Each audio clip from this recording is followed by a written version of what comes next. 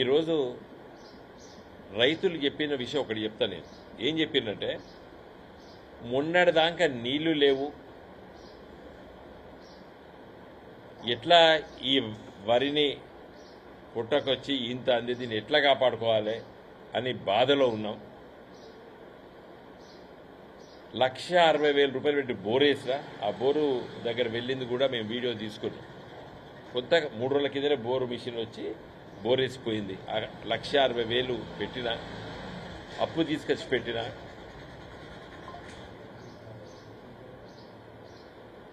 ఇంకొక రైతు చెప్పిండు దాదాపు 600 ఫీట్లు లోపలికి పోయినా కూడా నీళ్లు పడలేదు.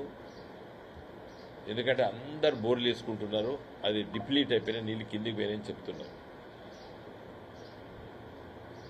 ఇంకా కొంతమంది బోర్లు వేసుకున్నారు, సక్సెస్ అయినాయి, వాళ్ళు కూడా కలిసారు. ఏదేమైనా ఇప్పుడు రైతు మన పెట్టుబడి పెట్టవలసి వస్తుంది బోర్ల కోసం. ఒక బోర్ మిషన్, డ్రిల్లింగ్ మిషన్ అతను చూస్తే ఫుల్ బిజీగా ఉన్నాడు. అంటే మళ్ళీ 15 ఏళ్ల కింద తెలంగాణ, 10 ఏళ్ల కింద తెలంగాణ మళ్ళీ గుర్తుకొస్తారు. గ్రామాల్లో కూడా మళ్ళీ బోర్లు తిరుగుతున్నాయి. సరే, కొంత వర్షాలు పడలేని మాట నిజమే, కానీ కాళేశ్వరం ప్రాజెక్టు మేడిగడ్డ దగ్గర 2 పిల్లలు కుంగినందుకు త్వరగతిగా వెంటనే ప్రభుత్వం వచ్చిన తర్వాత ఇవాళ 100 రోజులు అయిపోయినాయి.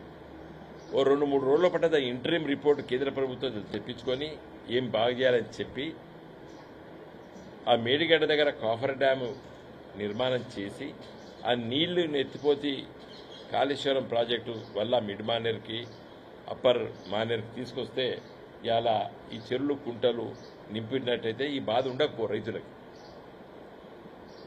సరే, ఏదేమైనప్పటికీ కూడా అట్లా బాధపడ్డాం, నీళ్లు లేక బాధపడ్డాం, బోర్లు వేసుకున్నాం, అప్పు చేసినాం. సరే, ఏదో ఒకటి మా కర్మ అని చెప్పుకొని మేము ఉంటూ పంట పండించుకోవాలంటే నిన్న ఈ అకాల వర్షం వచ్చి రాళ్ళ పడి ఈ విధంగా పంటలు మొత్తం కూడా విత్తనాలు డబ్బు పెట్టాం. 1,500 రూపాయలు విత్తనం పెట్టాం. రైతు బంధు రాలేదు. కొంతమందికి వచ్చింది, 3 ఎకరాల లోపల చిన్న రైతుల వాళ్ళకి వచ్చినాయని చెప్పిర్రు, కొంతమంది చెప్పిర్రు, కొంతమంది రాలేదని చెప్పారు. సో అప్పు చేసి విత్తనాలు కొనుకొచ్చినాం, యూరియా బస్తా కొనుకొచ్చుకున్నాం, డిఏపి కొనుకొచ్చుకున్నాం, పంటలు వేసుకున్నాం, నీళ్లు లేవు, ఎండిపోయినాయి. పోనీ ఏదో ఉన్నకాడికి బోర్లు వేసుకొని కొంత సాగు చేసుకున్నాం. ఈ సాగు చేసుకున్నా కూడా ఈ అకాల వర్షాల వల్ల మొత్తం పోయింది అని చెప్పి ఎక్కెక్కి ఏడ్చారు ఇవాళ రైతు బాధతో. నా రిక్వెస్ట్ ఏంటంటే, నేను తుమ్మల నాగేశ్వరరావు గారికి ట్రై చేసినాను ఫోను, వారు మీటింగ్లో ఉన్నారు, మాట్లాడిస్తామన్నారు.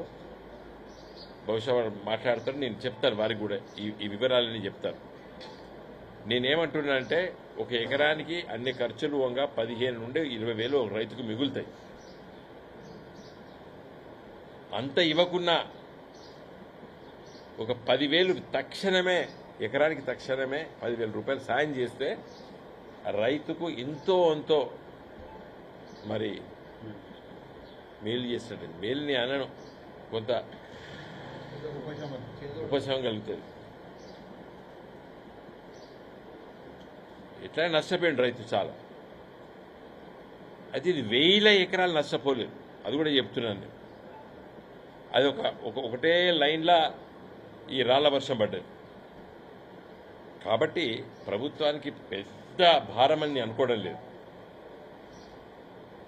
కాబట్టి వ్యవసాయ శాఖ మంత్రి తుమ్మల నాగేశ్వరరావు గారికి వెంటనే రిపోర్ట్ పంపని చెప్పి జిల్లా కలెక్టర్ గారిని కోరడం జరిగింది. మేమందరం, మా జిల్లా పరిషత్ చైర్మన్ గారు, మా టెస్కాబ్ చైర్మన్ గారు, ఎందుకంటే వాళ్ళు ప్రైమరీ అగ్రికల్చర్ కోఆపరేటివ్స్ అన్నిటికీ వారు రాష్ట్ర అధ్యక్షులు. మరి మేమందరం కూడా ఇలా కలెక్టర్ గారితో మాట్లాడినాం.